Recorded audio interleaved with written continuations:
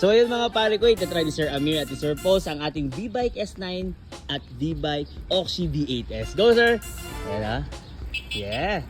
So that is our V-Bike S9 na merong 48 volts and 20 Ah na lithium battery. And ang ating V-Bike Oxy V8S is meron naman ding 48 volts and 15 Ah na lithium battery. Ayun oh! Yeah!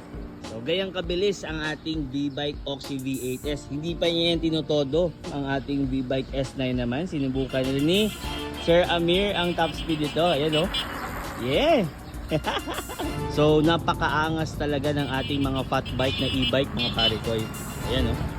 Both ito meron na mga rear suspension and naka-hydraulic brakes na rin ang ating V-Bike S9 and meron din pwedeng i-install na front bracket ang ating V-Bike Oxy V8S. Ayos ba Sir Paul?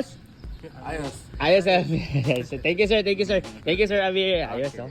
Ayan ang ating mga e-bike mga pare ko. Yeah.